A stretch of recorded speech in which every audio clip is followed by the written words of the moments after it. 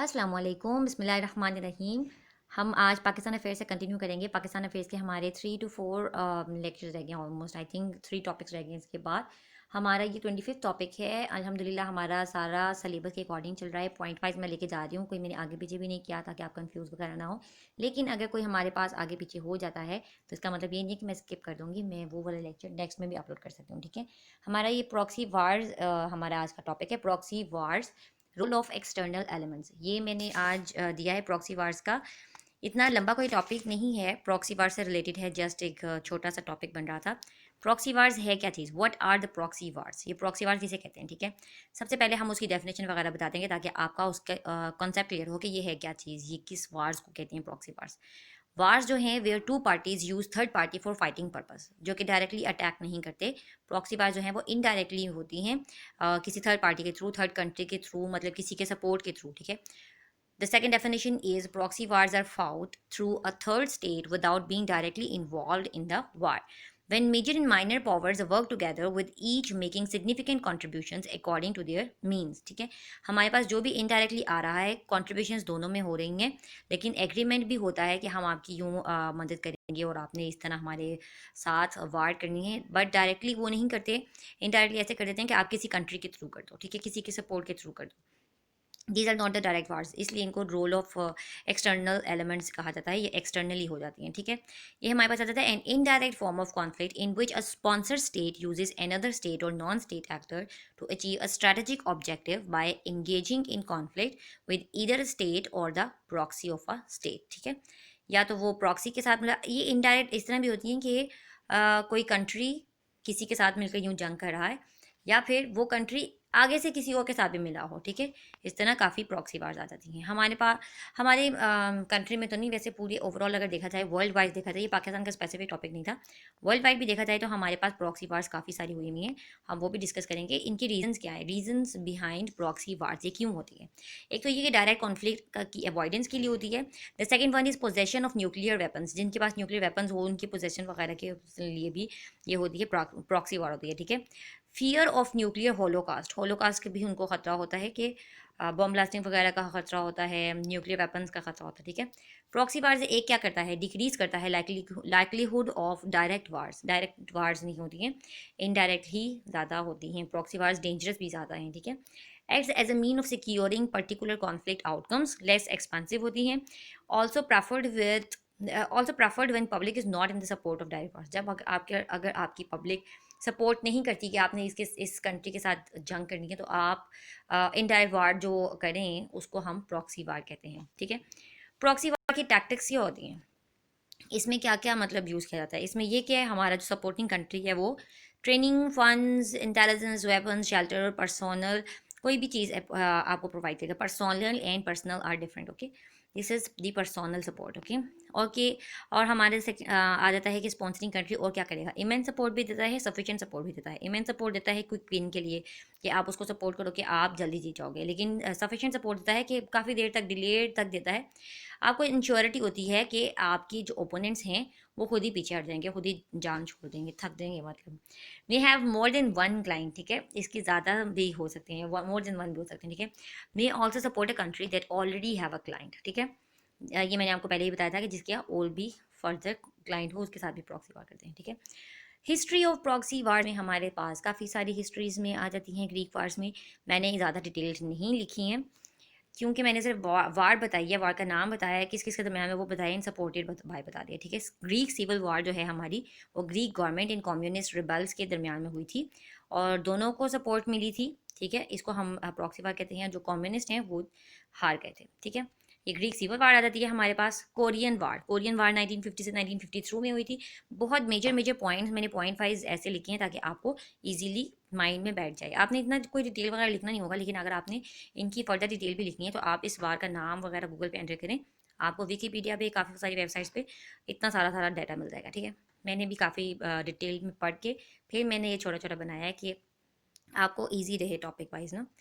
Korean वार हमारे पास क्या आ जाती है, ये हमारी यूएस लेड यूएन फोर्सेस के दरम्यान में हुई थी, and communist in north Korea and China के दरम्यान में होती। ठीक है, और इसमें हमारे पास आ जाते हैं कि जो हमारी सपोर्ट थी वो हमारी ये नॉर्थ कोरिया एंड चाइना वालों की, कम्युनिस्ट वालों की थी, यूएसएसआर के थ्रू, ठीक है।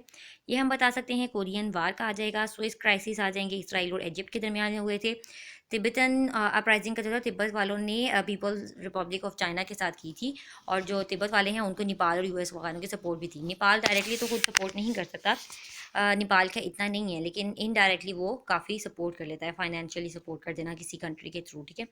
वियतनाम वार में हमारे पास क्या आ जाता है, एंटी कम्युनिस्ट और कम्युनिस्ट फोर्सेस के दरमियान में वियतनाम वार हुई थी। और जो एंटी कम्युनिस्ट हैं उसमें कौन कौन से कंट्रीज आ जाते हैं, साउथ वियतनाम आ जाता है, south Korea, US and Australia. और कम्युनिस्ट में हमारे पास नॉर्थ वियतनाम, वियतकॉन्ग, खमर रोड, ये सारे आ जाते हैं, ठीक है। इन दोनों को ही सपोर्ट प्रोवाइडेड थी और कम्युनिस्ट जो थे वो जीत गए थे। इंडो पाकिस्तान वार में हमारे पास क्या आ जाता है, 1971 में हुई थी। इंडिया और पाकिस्तान की वार तो हमारे पास चलती रहती है, ठीक है। इंडो पाकिस्तान वार में हमारे पास क्या आ जाता है, जो 1971 में हुई थी, इंडिया और बांग्लादेश ने पाकिस्तान के साथ की थी, और बांग्लादेश सेपरेट कंट्री बन गया था, ठीक है। एंगोलन सिविल वार हुई थी, कम्युनिस्ट एमपीएलए एंड एंटी कम्युनिस्ट यूएनआईटी के साथ दरमियान में हुई थी। अफगान सोवियत वार का बता सकते हैं, इसका हमारा फर्दर एक सेपरेट टॉपिक भी है जो हमने पहले डिस्कस किया था। अफगान सोवियत वार में हमारे पास अफगान मुजाहिदीन का आ जाता है, और उनकी किसके साथ हुई थी, अफगान गवर्नमेंट के साथ हुई थी। यूएसएसआर वगैरह ने की थी, और US, UK, China, Saudi Arabia, Pakistan, इन सब ने उनके सपोर्ट की थी अफगान मुजाहिदीन की। और आपको पता है यहाँ पे हमारे यूएसएस रशियन वालों ने फिर विदड्रॉ कर लिया था। लेबनान वार हुई थी, और गाज़ा वार, इनकी इतनी डिटेल है कि आप वो सेपरेटली देख सकते हैं टॉपिक में, लेकिन हमें इतनी ज़्यादा बताने की ज़रूरत नहीं है। बस ये बता देना है कि लेबनान वार और गाज़ा वार भी हमारी प्रॉक्सी वार्स में शामिल होती हैं, ठीक है। ऑन गोइंग प्रॉक्सी वार जो हमारी अब चल रही हैं उसमें हम क्या बता सकते हैं, अरब एंड इसराइली का जो कॉन्फ्लिक्ट है वो जो 1948 से चल रहा है वो अभी तक प्रेजेंट में चल रहा है। वो इसराइली ज्यूज़ के दरमियान में है और अरब्स के दरमियान में, पैलेस्टीन के अरब्स के दरमियान में, ठीक है। दोनों को सपोर्ट प्रोवाइडेड है। वार इन अफगानिस्तान का बता सकते हैं जो कि यूके यूएस वालों ने की हुई है, 2001 से स्टार्ट हुई हुई है, अभी प्रेजेंट चल रही है। वो तालिबान वगैरह की वजह से, जो हमने प्रीवियस लेक्चर में भी डिस्कस किया था, तालिबान की वजह से इन्होंने 2001 में की थी, और 2001 से स्टार्ट हुई है। 14 एंड 16 में इन्होंने कहा था कि हम अपनी फोर्सेज छोड़ देंगे, वहाँ से हम अफगानिस्तान छोड़ देंगे, लेकिन अभी भी स्टिल उनकी कंटिन्यू है, अभी भी वार उनकी अफगानिस्तान के साथ कंटिन्यू है।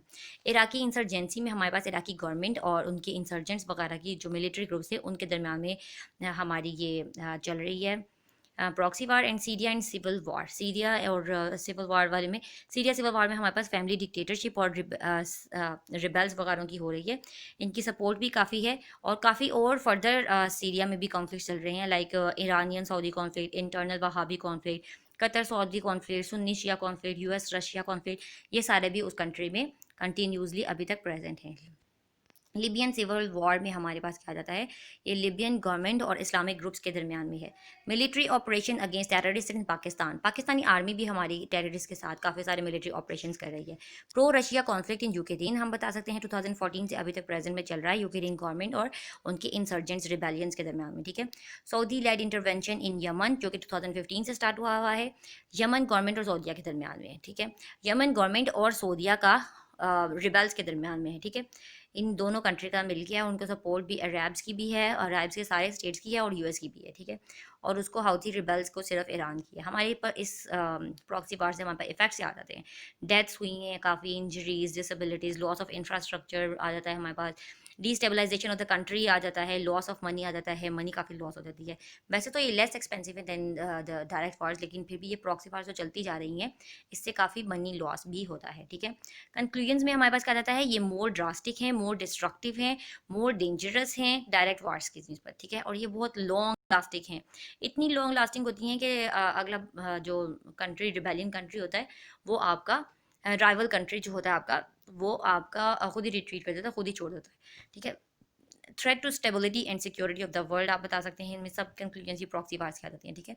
और ये मैंने कुछ इन रेफरेंसेस वगैरह से आर्टिकल लिया है, ऐसी कोई बात नहीं है कि मैं कुछ चेंजेस वगैरह कर दूँ, हिस्ट्री से चेंजेस कर दूँ, इसलिए हमारी सारी हिस्ट्री और प्रॉक्सी वार से रिलेटेड वही रहना है।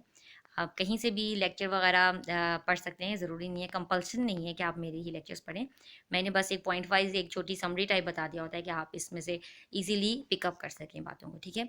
अल्हम्दुलिल्लाह हम नेक्स्ट वीक भी लेक्चर्स जल्दी अपलोड कर देंगे, और पाकिस्तान अफेयर्स के नोट्स की मैं एक कंपाइल्ड बुक भी आपको नेक्स्ट ग्रुप में अपलोड कर दूँगी, ठीक है? अल्लाह हाफ़िज़।